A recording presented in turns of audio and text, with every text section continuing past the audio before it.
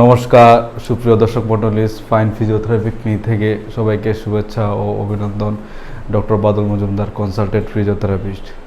দর্শকবৃন্দ, আগের ভিডিও তো অস্টিওআর্থ্রাইটিস কী বা কী কারণে হয় বা অস্টিওআর্থ্রাইটিস হলে কি কি এক্সারসাইজ করবেন ওইসবগুলা নিয়ে ডিসকাস করলাম। তো আপনাদের সামনে আমাদের একজন পেশেন্টকে উপস্থিত করলাম। আপনার নাম? শেফালি সূত্রধর। ওনার শেফালি সূত্রধর। আপনার বয়সটা? ও, ওনার বয়সটা হচ্ছে 63, মানে 63 বছর। তো আপনার কি কি সমস্যা হয়েছিল আপনার? আমার একটু হাঁটুর বেদনা, কোমরের বেদনা। হ্যাঁ, তো আপনার আপনার হাঁটু ব্যথাটা কতদিন থেকে আপনার হাঁটু ব্যথা হয়েছে? মানে উনি বলছিল ওনার হাঁটু ব্যথাটা অলমোস্ট 10 বছর ধরে উনি হাঁটু ব্যথায় ভুগছেন। তো আপনি কি আগে ডাক্তার দেখাইছিলেন? অনেক উনি বলছিল আগে অনেক ডাক্তার বা মেডিসিন খেয়েছে, তো হাঁটুর ব্যথা কমেনি। আগে ডাক্তার দেখাইছিল তো আপনার কোনো হাঁটুর কোনো ব্যথার কোনো পরিবর্তন আসতো না?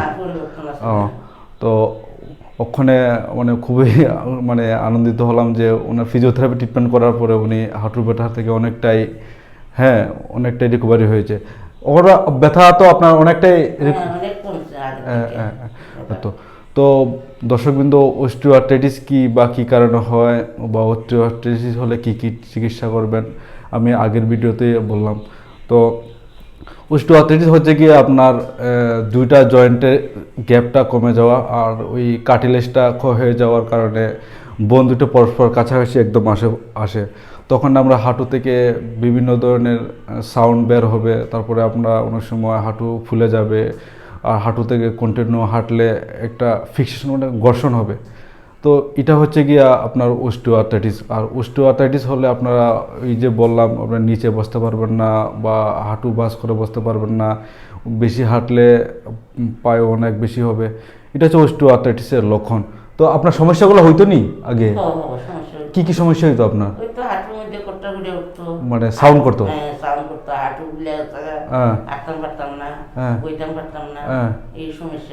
এখন মোটামুটি একটু একটু টুকটাক নিচে বসতে পারেন না? উনি বলছে যে ওর আগের তুলনায় ওর নিচে বসতে পারে, এই আর কি। তো উনি কি কি এক্সারসাইজ করছে বা দর্শক বিন্দু, আপনারা ওই এক্সারসাইজগুলো বাড়িতে কমফোর্টেবল পজিশন ভেবে শুয়ে যাবেন। তারপরে আপনি দুটো পিলো নেবেন। পিলো নেওয়ার পরে ঠিক হাঁটুর মাঝ বরাবর রাখবেন, এভাবে পাটাকে একটু উপর দিকে উঠান, এইভাবে রাখবেন। হ্যাঁ, বালিশের মধ্যে চাপ দেয় এইভাবে। এই 1 2 3 4 5 6 7 8 9 10। এই এক্সারসাইজের নাম হচ্ছে আইসোমেট্রিক নি এক্সারসাইজ। নামান, আর এই হাঁটুটা করুন, উঠান। 1 2 3 4 5 6 7 8 9 10 ডাউন।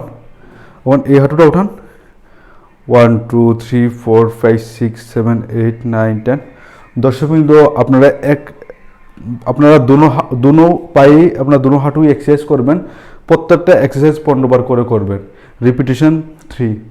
আমার 3 টাইমে আপনার এক্সারসাইজগুলো করতে হবে।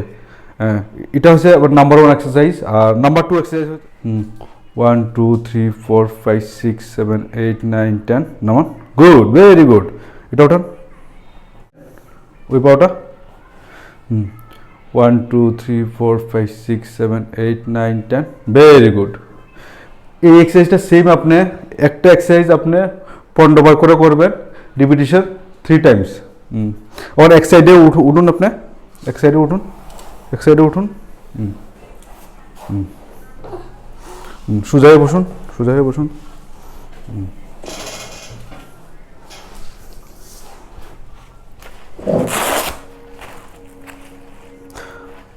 দর্শক বন্ধু, এই ব্যাগটা হচ্ছে কি আপনার স্যান্ড ব্যাগ বা ওয়েট ব্যাগ।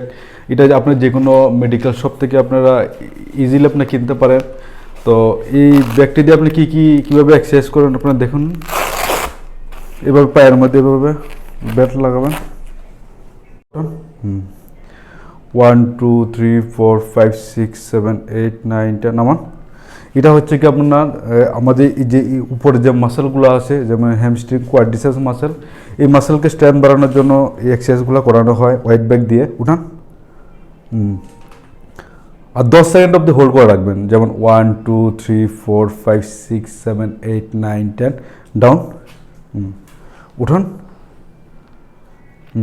মনে মনে কাউন্ট করবেন আপনার 1 2 3 4 5 6 7 8 9 10 নামান। Very good. বন্ধু আপনারা এই 3টে এক্সারসাইজ ওই রেগুলারলি বাড়িতে করবেন, দিনে 3বার করে করবেন, সকাল বিকাল এবং সন্ধ্যার সময় আপনারা এক্সারসাইজগুলো করবেন, ভালো করে করবেন। করলে আপনারা যে এই যে অস্টিওআর্থ্রাইটিস, এই অস্টিওআর্থ্রাইটিস থেকে আপনারা চিরতরে মুক্তি পাবেন। নমস্কার, ধন্যবাদ।